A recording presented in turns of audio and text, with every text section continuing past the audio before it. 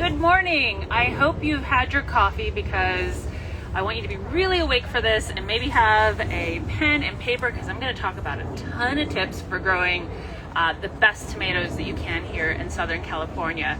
I am Sarah Smith and I'm a horticulturist here at Rogers Gardens, and it's Tomato Mania week. We're a whole entire week into it. It's super exciting. We started last Friday. Here we are one whole week into it. We have a ton of tomatoes left. We're constantly restocking. We sell out of things so quickly here at Tomato Mania. It's just kind of insane. Opening week was a huge smash. We had tons of people in here on Friday and Saturday. I wasn't here on Sunday. I needed a tomato break. So it was just really impressive how many of you came in, and I got to talk to you all. And we had a ton of people down here to talk to and give you all of our favorite tomato tips and tricks for growing here in Southern California. We have all kinds of different people growing in all different kinds of ways, in pots, in the ground, on slopes, on balconies. So if you've got a question, we have somebody here with an answer for sure. So I'm gonna just quickly go over some of my favorite tips and tricks for growing. I grow both ways. I grow in raised planters, and I also grow in the big containers. So I'm gonna go over that a little bit with you. So let's get started. So first off, when you're picking what you're going to do and all of the different things and supplies you need for your tomatoes, you need to know where are you planting this tomato? Do you have room for it in the ground? Tomatoes can get pretty big. It's pretty surprising. I think really people underestimate. They look at this and they go, oh, it's so cute and tiny, and they just don't realize that it's seriously going to become a monster by July. I always joke that I'm like, why do I do this? Because they're so big and crazy and typically pretty unruly no matter how much care I take for them. You want to give them a big bear hug of a space at least, and you want to think they're going to get pretty high. Now, there is an exception. We do have a lot of really beautiful dwarf tomatoes now. That's getting really popular because there are so many people really getting into gardening who don't have their traditional gardening space, and they're growing things in containers. So we do have a great assortment of cute little adorable little dwarfs. I grew a bunch of them last year to try them out in my containers, and they were really amazing. And surprisingly, you know, you think that the plant's going to be small, so my tomato's going to be small, but that's not the case. I got some really pretty big ones off of some of my smaller dwarfs, which is really cool. But that's the first thing you want to think about. Is it going in the ground or is it going in a pot? If it's going into a pot, I'm going to show you my two favorite pots to plant in. If it's going in a pot, chances are it's going on concrete, so it's going to get really hot in the summertime. It's probably going up against a wall of some sort, even near a sliding glass door or something if we're working with a balcony. So you want to think about how that container is going to heat up. The tomato roots do not want to be hot. So the key thing for that is what kind of container are you planting in? So we have two different things that are really amazing. This is our little geopot. So this is a felt pot. It pops open really nice and big, so it's perfect size for a tomato. You can even do like 2, maybe even 3 dwarfs in here. So beautiful container like this. It's really nice because this is not going to heat the roots up, which is really important. So these are great, nice little handles. I will tell you, I cheaped out last year and bought some cheap ones online and they ripped. So I was like thinking, oh, I'm saving some money, and I ripped both the handles off of all of them, and the seam ripped on one of them when I was trying to pull it around. So these are nice because they are double stitched, so they're not going to rip. So don't really cheap out on it because you're going to use this year after year after year. Those ones I had to throw away, so I really wound up wasting money, quite honestly. We also have these really nice pulp pots. The pulp pots are like a paper pot. They have a wax bottom and a waxed edge to keep them nice. They last for quite a few years. I'm really surprised. I have some that I've had for 4 years. This is the last year for sure on them. Do not drag these around when they're wet and when they're filled with dirt because they get really heavy. But these are also great because they don't heat up, and they always come in these nice, really gargantuan big sizes. So they're perfect for dwarfs or a full-size tomato. Same with the other one. You could do one full-size tomato in there for sure. So these are really great. If you're going in the ground, you just want to think about your soil, and you want to think about your soil whether it's in the ground or in a pot. That's really important. So soil is key to growing good tomatoes. You can't just cheap out and use really bad soil. So there's 2 different soil things you need to think about. In a pot, potting soil, not planting mix, not compost, potting soil. In the ground, that's when you want to use a compost and a planting mix, you want to amend that soil, make it really nice and rich, really happy for your tomatoes. So I love the Malibu company. They are fantastic. They sell both a potting and a planting mix. So this is the compost right here. They also have a bag of the potting soil as well, so it's got all the good stuff in it. It's going to drain really well for your container. You don't have to add in any salt or pumice or lava rock or anything like that. You just use that straight. So it's pretty amazing. They're a fantastic company. They are a local California company. It's a biodynamic farm, so it's something you can really feel good about for growing your tomatoes. So this is really fantastic. A little bit of this goes a very long way with the compost. It's pretty amazing. So really fantastic stuff. Then you want to think about fertilizing. You're still going to have to continue to fertilize. Even if you're using a really good soil, the fertilizer kind of depletes as you water. It gets pushed down into the ground. So you want to continue to fertilize. I also add a little fertilizer in the beginning when I'm getting ready to plant. I put it on the top. I mix it in. So it's got a little bit of that good fertilizer going. There's two different ones I like to use. The first one, I usually start off with the veggie mix. So the veggie mix is a nice even 4-4-4. But what's really nice about this is it helps it get established. So you've got all that nitrogen in there to get it really nice and established, to grow the nice greens. So I mix this in and I start using this about once a month when it gets ready to flower. So when I actually am starting to get a lot of flowers on my plants, then I switch over to the all-purpose. So this one has a little bit of a higher number here in the middle, so that helps with the flowering. So the first number is for the nitrogen, that's for the greens. The middle number is for the flowers. So I switched to that. I'm a little interchangeable. I'm not really like gung-ho about only this in the beginning and only this in the end. I do a little bit of both here and there. They're not too different from each other, which is nice. So it's kind of a little interchangeable, but I love to switch to this when I'm really getting some good flower production going on my plants. The next thing you got to think about, remember I said they get big and crazy and unruly? You got to stake them.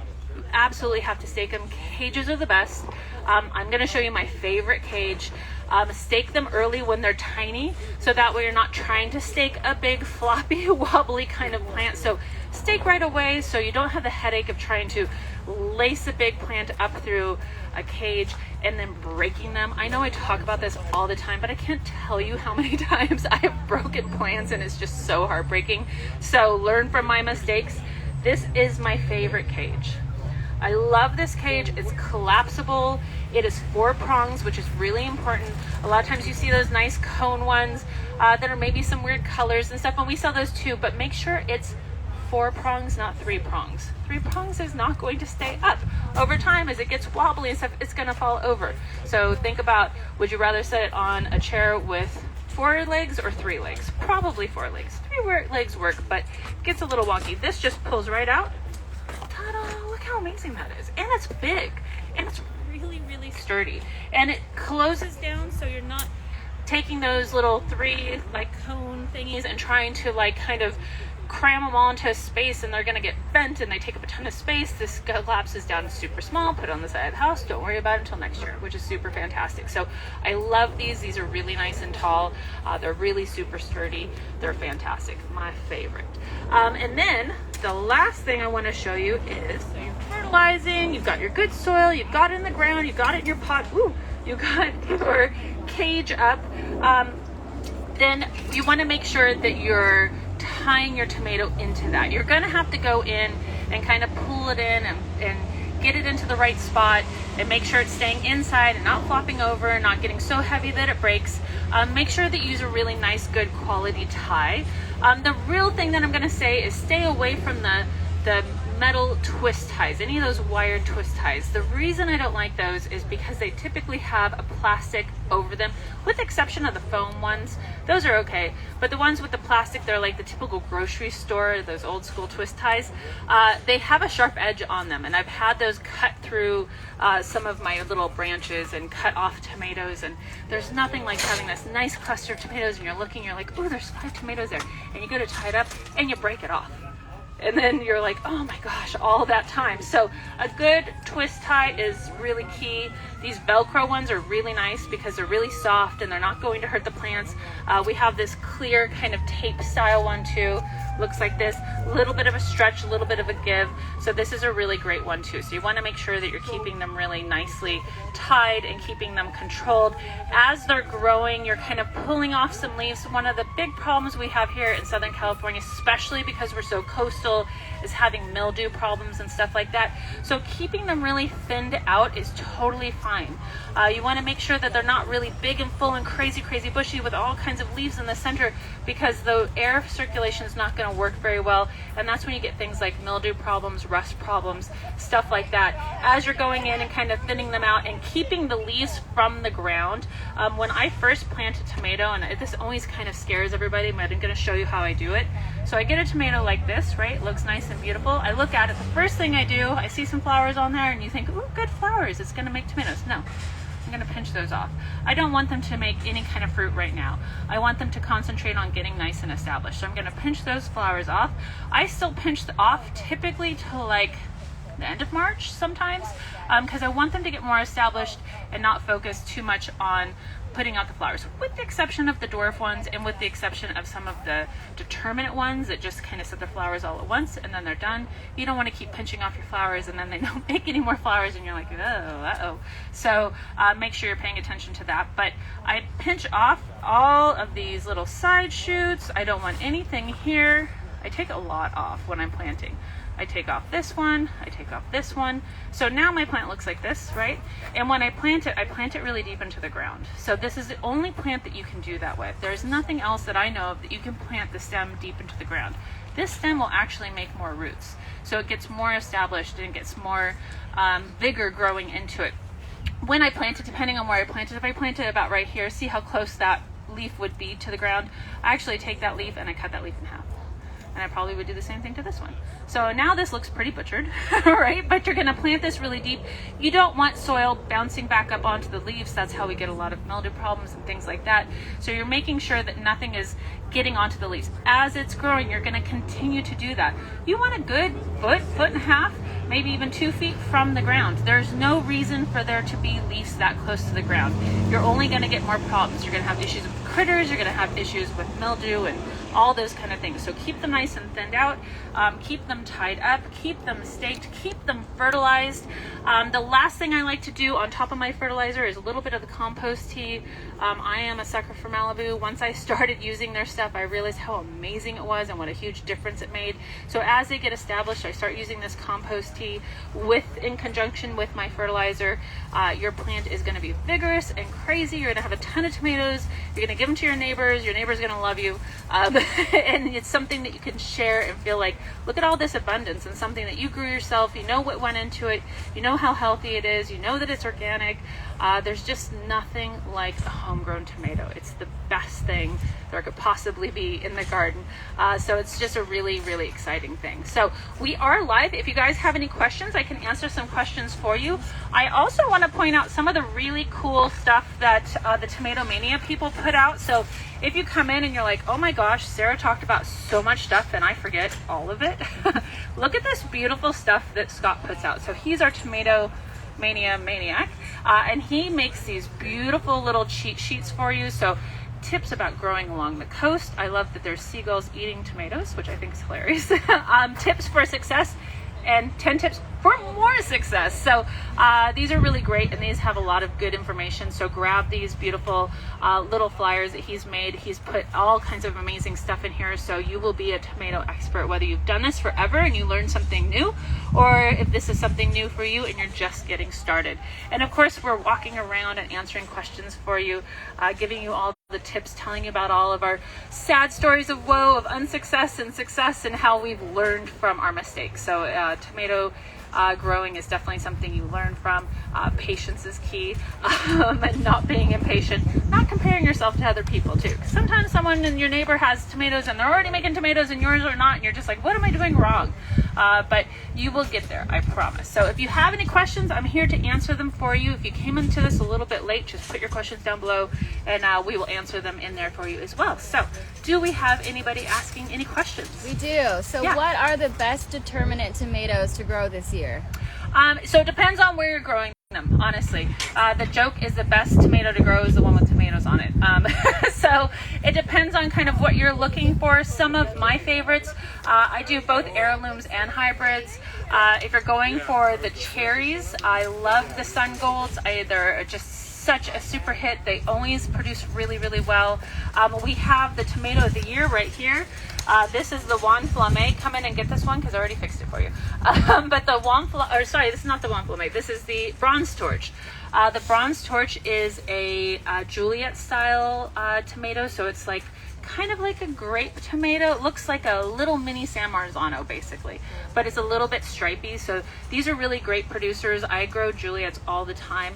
It's my neighbor's favorite tomato. Hi, if you're watching, guys. But I give them one of these every year, but I'm really excited about this one because this is a little bit different. It's a little stripy. It's really pretty. There's actually pictures of it right here.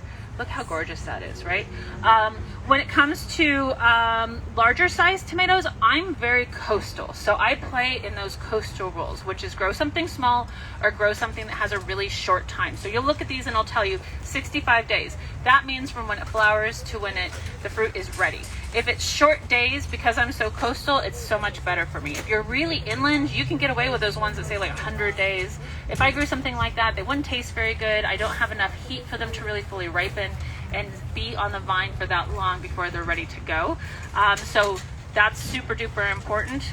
The things I love being so coastal, I love the Bloody Butcher. I love Better Boy. It's such a traditional, nice, round tomato. It produces so well. You get tons of tomatoes off of it. It was my grandfather's favorite tomato, so I always grow one of those in honor of him. Berkeley Tie-Dye is David's favorite tomato, the pink Berkeley Tie-Dye in specific. I have grown to absolutely love that one because he always gives me one for free every single year. David Rizzo, if you've been watching our other live streams, he grows tomatoes and he will sell his tomatoes here too, which is pretty fantastic. So it's a really great kind of stripy one. So I always like to have a couple of cherries, a couple of small ones, a couple of big ones. That Berkeley Tie-Dye is a little bit on the bigger side. I can't do a lot of the big beefy kinds, but Madame Armand is a short day. That's a nice big squatty beef red one. So that one does really well for me too. So those are a couple of my favorites. But we have 150 different types of tomatoes and peppers. I mean, it's just kind of insane how much selection there is here. I always grow something new, and I have a couple that I always revisit too as well. So it's always nice to try something new. Okay, what is the potting mix you recommend? Oh yeah, pot? So I didn't grab a bag of that because it was too heavy for me to lift up for you guys today. But I'll show you. This is the compost. The potting one comes in a blue bag. So it's got the little surfing cow on the front. This is Boo. This is their mascot cow, which is so adorable. This was the cow that they saved. But that potting mix is fantastic. It has tons of compost in it. It's ready to go. It's the right texture for a pot. It's got the right drainage. It's not going to hold too much water. It's not going to drain too fast. Full of all kinds of amazing nutrients, but it comes in the blue bag, and there are small bags and big bags, so you can get the little bags like this, or you can get the larger bags. I only have the larger ones nearby, and there's no way I could lift that up and show that to you without looking like I'm struggling. But their potting mix is hands down one of the best potting mixes.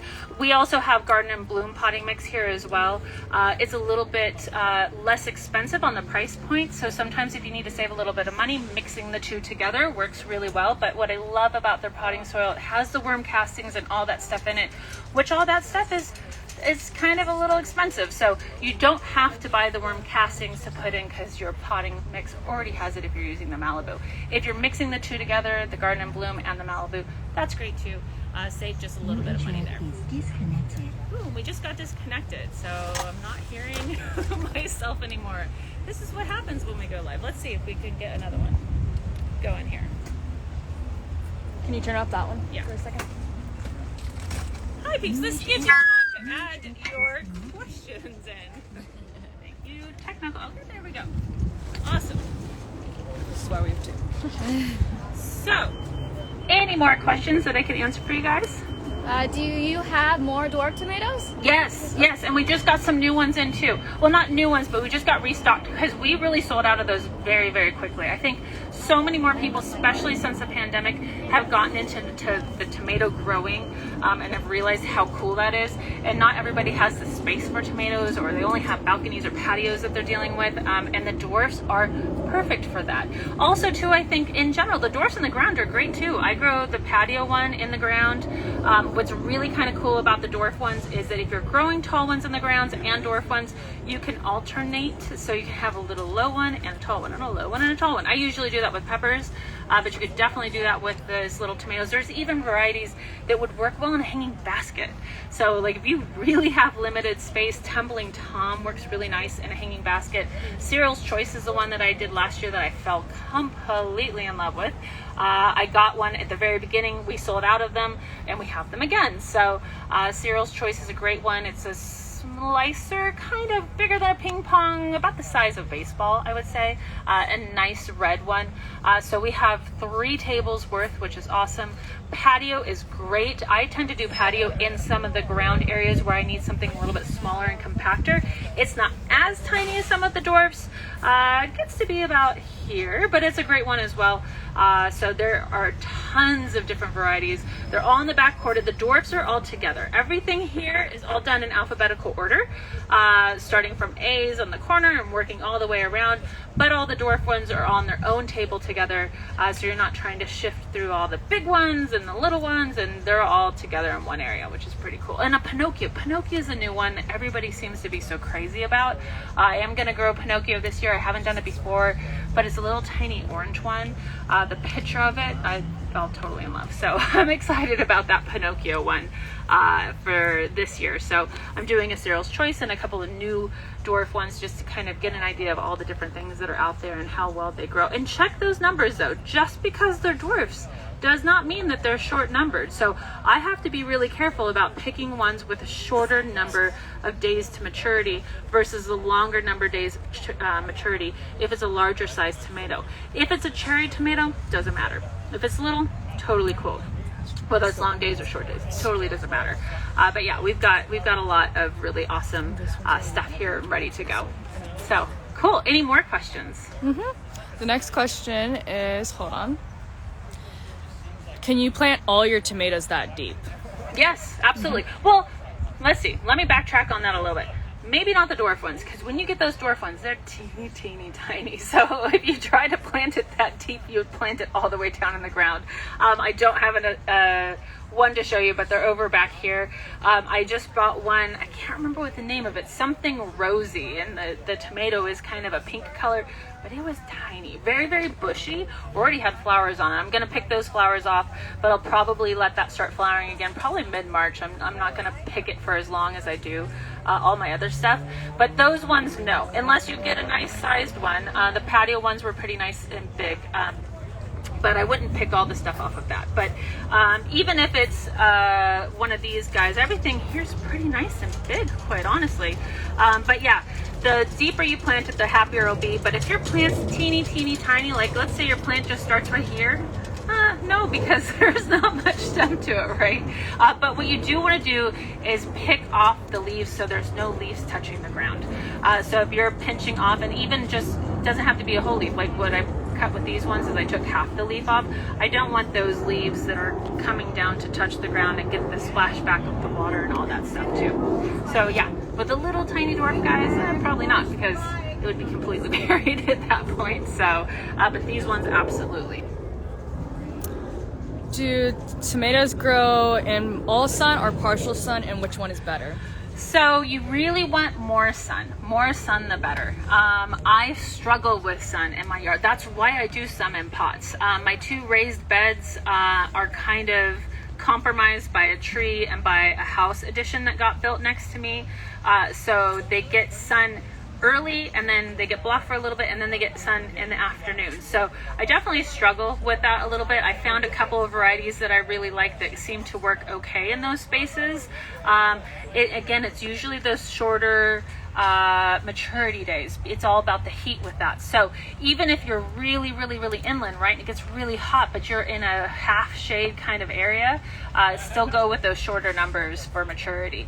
But I do a lot in containers because I have a huge area where I can put a bunch of these containers in that are full all day long sun, but I have to be careful with that. That's why I use these peat pots, and I use the material containers instead of a plastic or a terracotta, which will definitely heat up. So you can, but they're not going to be as great. You're definitely going to have less of a yield. You're definitely going to have like kind of little scraggly tomatoes. Your cherries would be best. Any kind of cherry would be good. I do my sun golds in those areas. I do the Chica cherry a lot in the shadier areas. Sun Chicoli, which is funny because it says sun, but that one seemed to do really good for me in my more shaded area. But you want to have truly at least 5 hours, 6 hours at the very minimum. If it's a lot less than that, like say you're only getting 2 or 3 hours of sun, probably not going to be great. Maybe experiment with a little dwarf and see how it does for you, so you're not putting a huge investment to something gargantuan, but they do need more sun. That's when you start getting powdery mildew problems and stuff too, if it's too shaded. Awesome. First time planting tomatoes, recommendations. Awesome. So congratulations. Again, it's all about picking your spot, getting good soil, getting good fertilizer, staking. Once you get all those things down, there's not too much to do other than thinning them out and watching for bugs and stuff. Thankfully, I don't have a lot of bug problems. I'm always watching for caterpillars and things like that. We tend to get the hornworm caterpillars. But if you're looking at your plants every couple of days, and you should be, so you're making sure that they're kind of streamed up through your cages and that they're not getting too big and floppy and you're breaking big branches because they're flopping out of the cages, you will be able to catch stuff early. I think that's the big key with gardening. And it's not that you have to dedicate a ton of time to it. I think a lot of people get a little overwhelmed because they're like, I don't have time to look at my plants every other day or so. But you don't even have to be that long about it. I always love coming home from work, walking outside, looking at everything, kind of weaving a branch back up to the cage just here and there, and just taking a look at everything and making sure I'm not having an aphid problem or anything like that. In the beginning, you're going to definitely water more. Once they start setting fruit, you want to cut back on that water a little bit. That's when the tomatoes get too full of water. That's when you get splitting problems. Anybody who's had tomatoes split on them, they were probably watering way too much, but consistency is key. Once they start establishing, you can start cutting them down quite significantly. In fact, once they start establishing, because then your fruit's going to be a little more flavorful too than if someone who's constantly watering all the time. You know, don't get into the habit of where you're watering your new plant like every other day if it's really hot, every 3 days in the beginning, and then continue to do that through the whole entire lifespan of the tomato. Your tomatoes are not going to be happy and they're going to start splitting. So definitely cut back on that water as they start to establish. But yeah, you've got it. All these tips, get one of these little flyers, come in, ask us questions. We can help suggest a tomato based on the palette of what you're looking for. Do you want something red and classic? Do you want something weird and tiny? Do you want something big and monstrous? There's everything between the gamut. We have tiny little ones called spoon that are like the size of like a blueberry, all the way up to like mortgage lifters that are like a 2-hand tomato. Everything from like blue stripy craziness to just like a nice deep red. So we can definitely help you out with that. So which one grows more high yielding tomatoes out of the cherry, determinate, dwarf, or hybrid? So there's a lot of difference between all that stuff. With cherries, you tend to get a ton of tomatoes, but there's definitely smaller tomatoes, right?